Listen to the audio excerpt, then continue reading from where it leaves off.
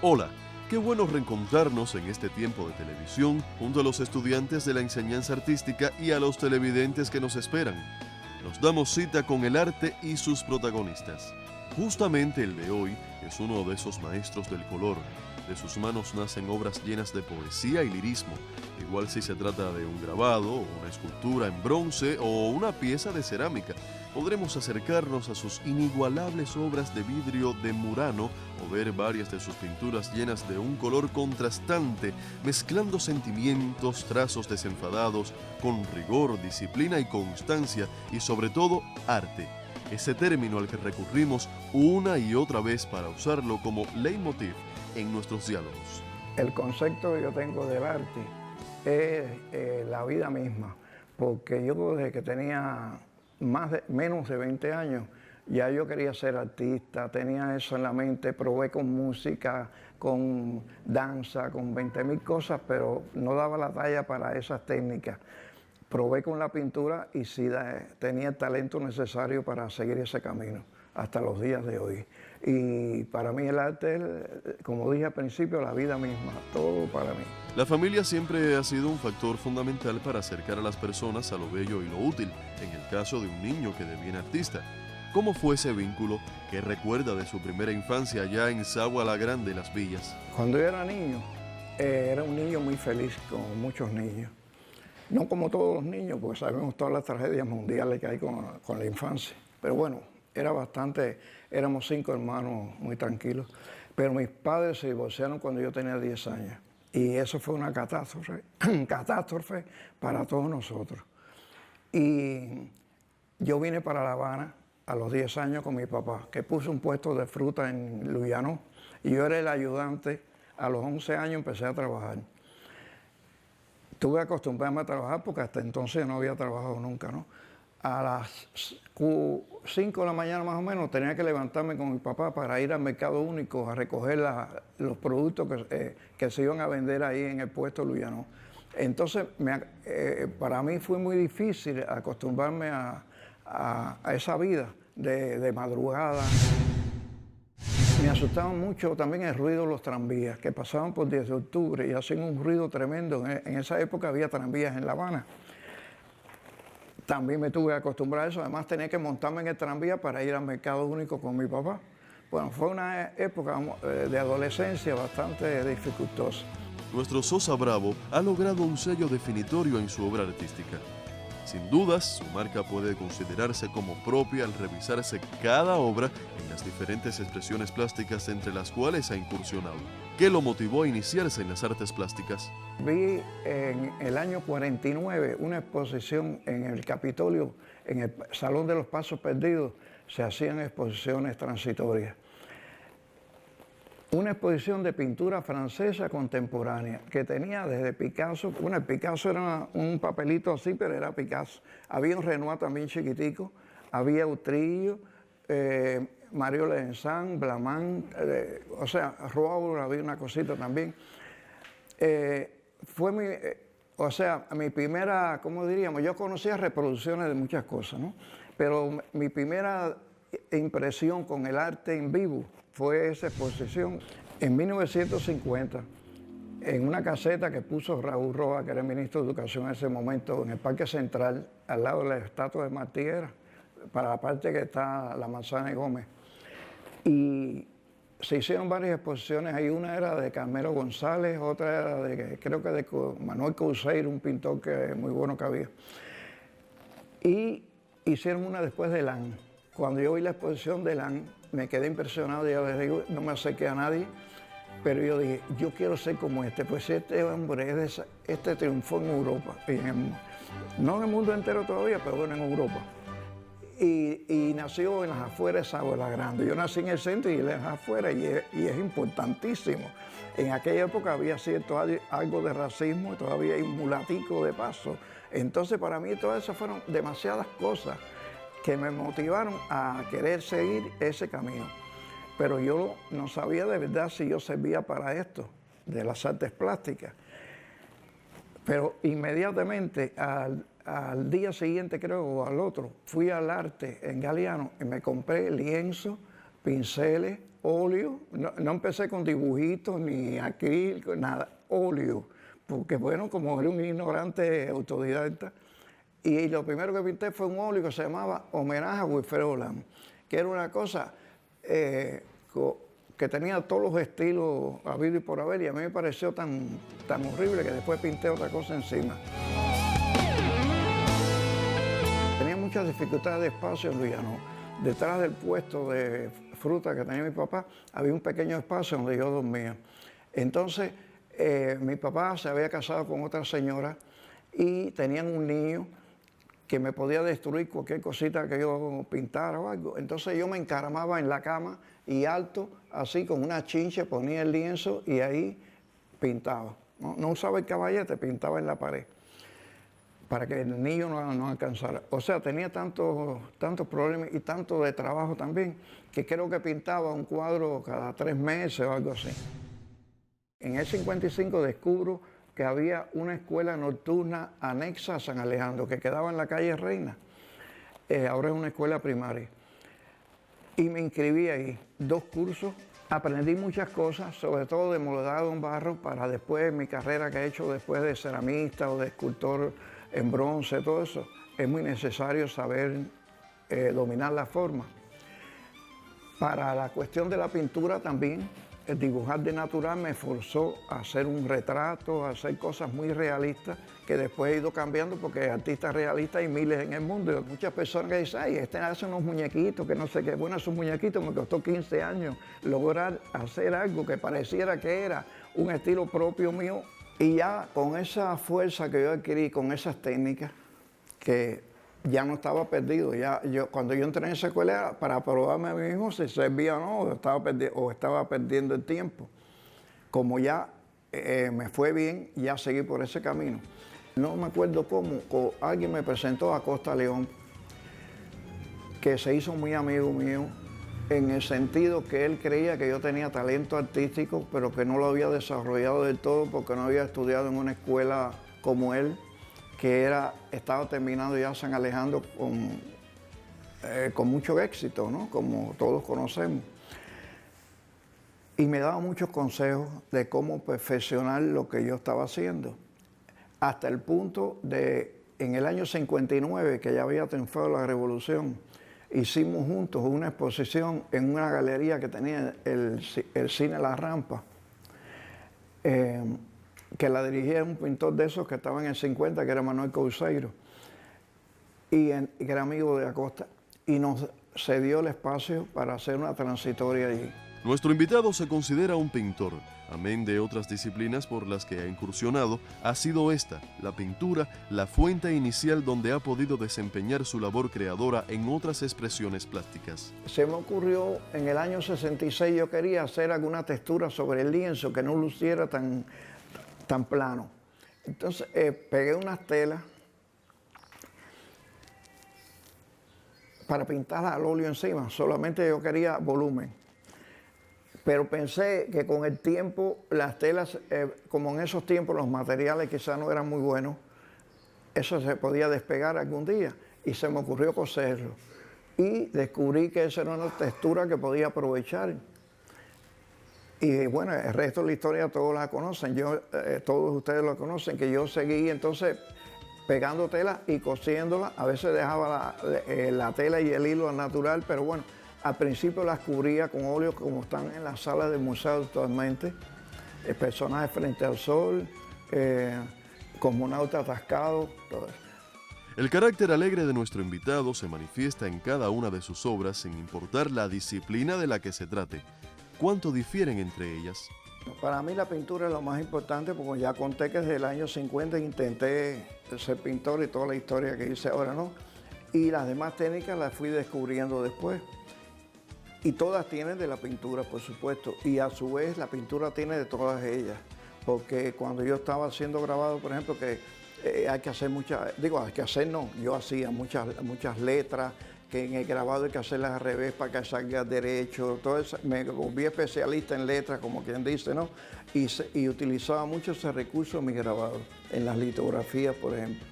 Y cuando estaba pintando, llevaba ese recurso a la pintura como se puede observar en algunos cuadros míos, que hay personajes como que hablan y hay letras. Muchas figuras mías tienen como unas rayitas, como si se estuvieran moviendo, como en las tiras cómicas, ¿no? Pero eso proviene no solo de las tiras cómicas, sino del grabado también, ¿no? Porque en el grabado es un recurso que puede uno utilizar si uno quiere para darle movimiento a lo que está haciendo, ¿no? Y de la cerámica, bueno, no tanto, pero más bien de grabado sí tengo mucho en la pintura.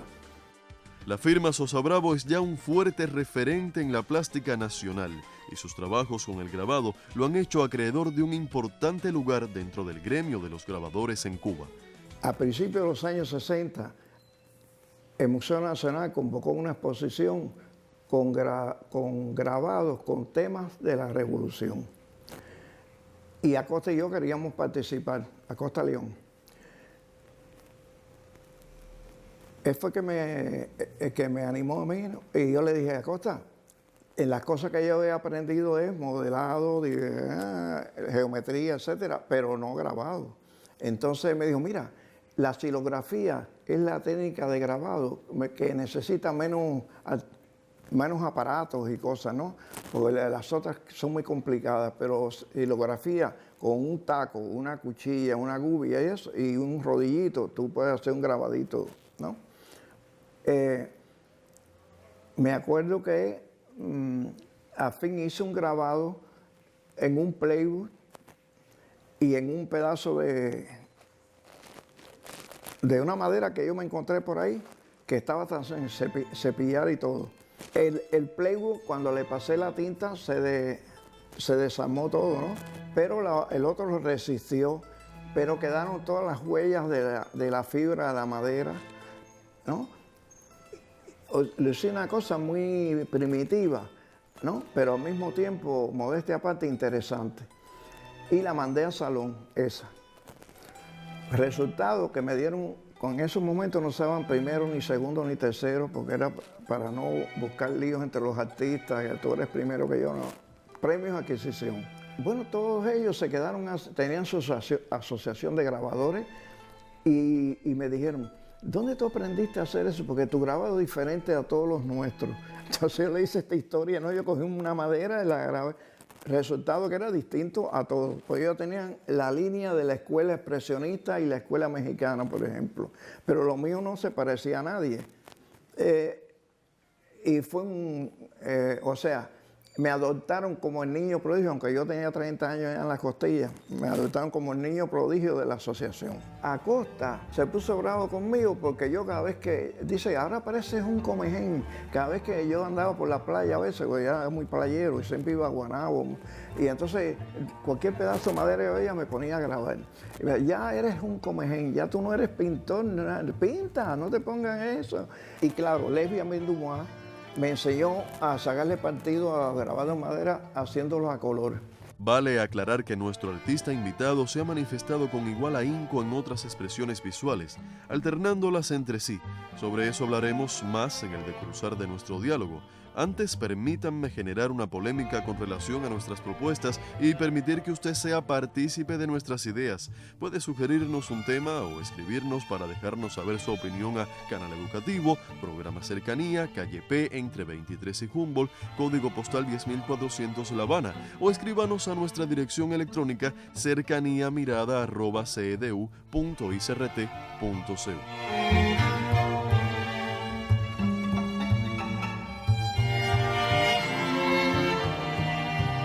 El hombre va conformando su condición humana en la misma medida que enseña a otros lo aprendido, y eso va generando el respeto de sus discípulos y la sociedad. En 1963, 62, 63, crearon la primera escuela de instructores de arte que hubo en Cuba, que fue en el Hotel Comodoro.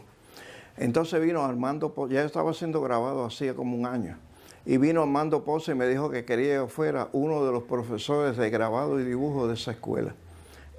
Porque había otro profesor de la misma materia. Y yo le dije, me acuerdo que le dije, oye, yo no tengo título, yo soy un autodidacta que me he ido desempeñando, no tengo título para ser profesor. Y me dijo, no, esto es una revolución, la revolución había acabado de empezar, es una revolución. Entonces no queremos títulos, queremos gente que sepa lo que está enseñando. Bueno, acepté mi cargo de profesor de grabado a casi todos los alumnos. Me acuerdo que entre ellos estaba Chocolate, Isabel Jimeno, Paneca, había varios artistas que ahora son muy conocidos. Y yo lo que les enseñaba era a dibujar, porque ninguno de ellos sabe dibujar, habían venido muy pequeños del interior de la isla. Y los enseñaba a dibujar y a hacer xilografías. Primero, en el primer año eran en blanco y negro, como mismo yo me desempeñé, y después en el segundo curso eran con color y todo. Hicieron cosas muy interesantes algunos de ellos. La cerámica durante mucho tiempo ha sido vista como un arte menor. Sin embargo, de sus manos han surgido obras que no dan crédito a tal afirmación. Para Alfredo Sosa Bravo, ¿qué es la cerámica? Entonces me trasladaron de nuevo al taller que había en 146 allá en Cubanacán, pero este grabado se había acabado y habían puesto un taller de cerámica. Y entonces yo dije, bueno, me quedo aquí. Como ya yo sabía modelar el barro, pues ahí empezó mi carrera de ceramista.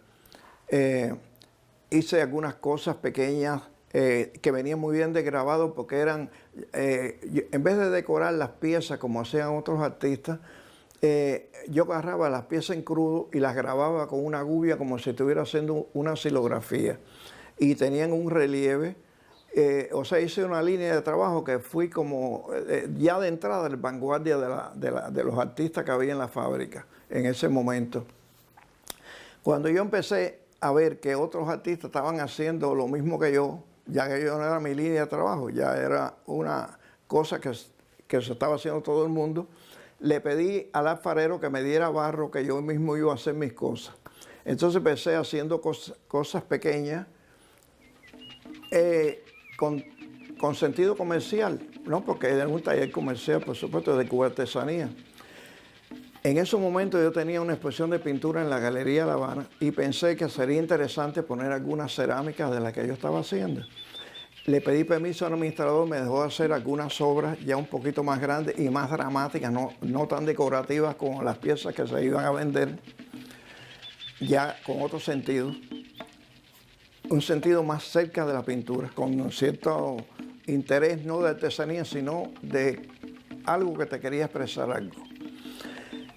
Hice la exposición, que fue todo un éxito de venta, porque toda la cerámica se vendió, que no era mía, por cierto, era de la fábrica, y la fábrica ganó bastante, no mucho dinero, porque las cerámicas no eran baratas en esa época.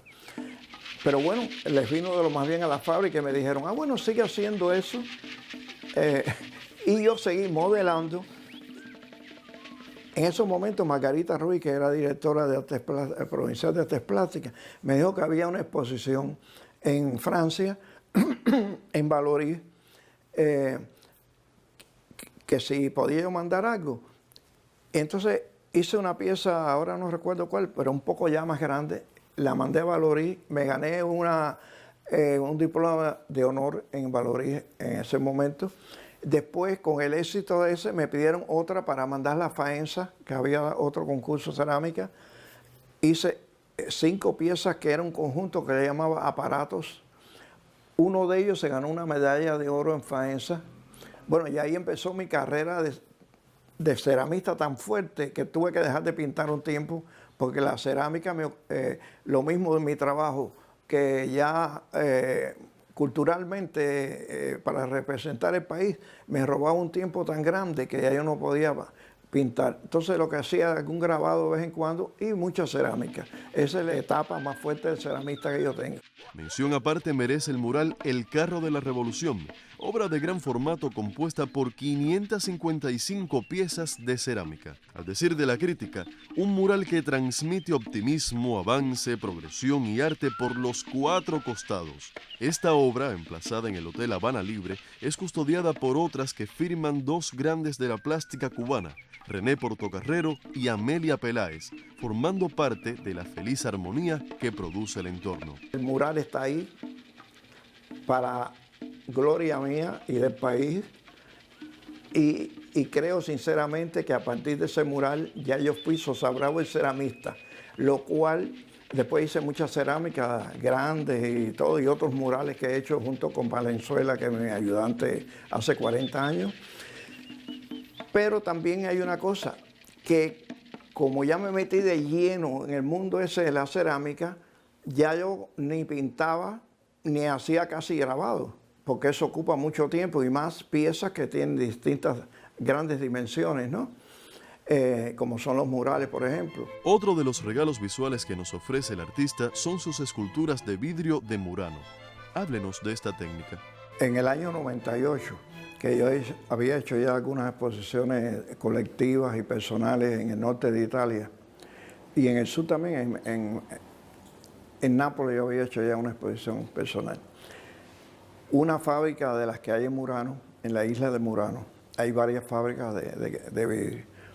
Hay vidrio y cristal, porque en cristal se supone que es el cristal soplado y ese vidrio es más macizo, como son estas piezas que son un poco pesadas porque son macizas. Esto es vidrio.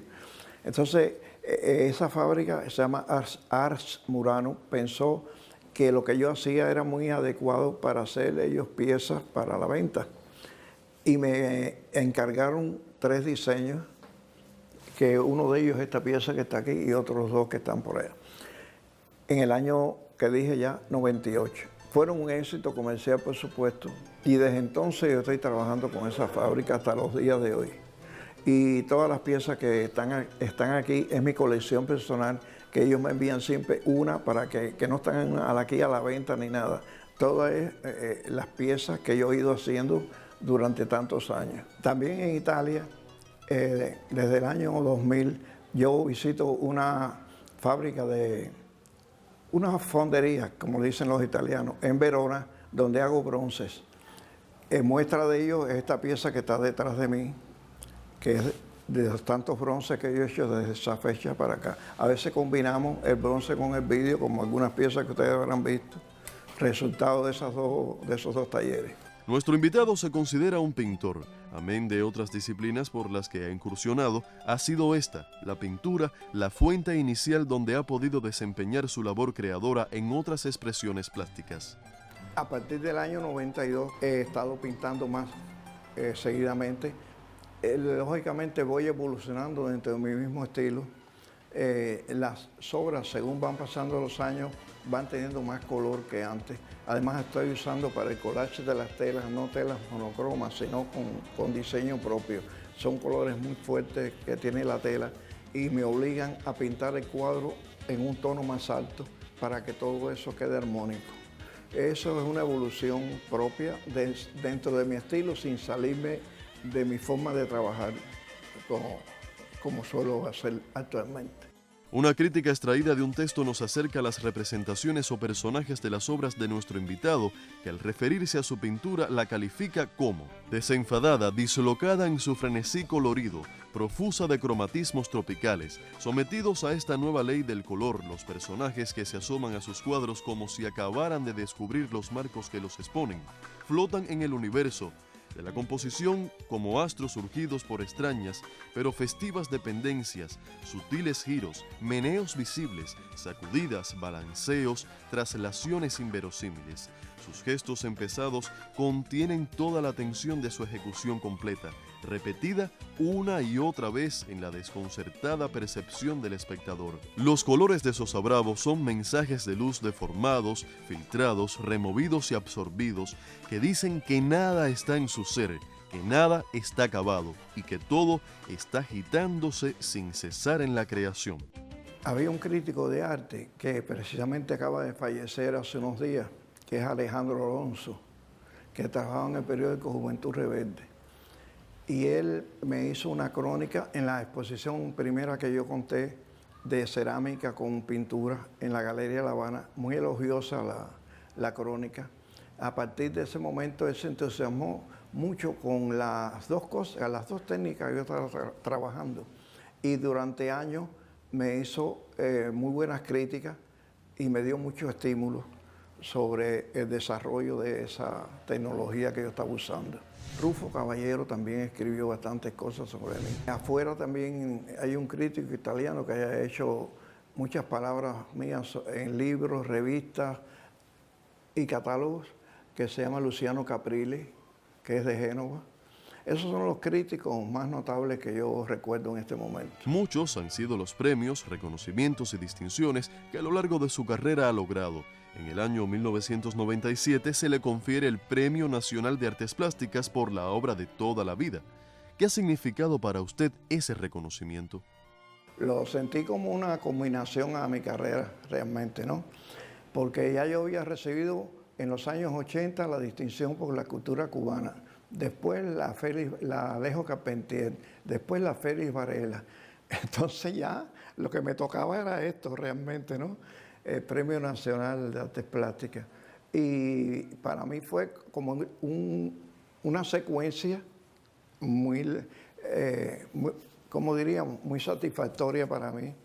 Y agradezco mucho todos esos premios que se me han otorgado.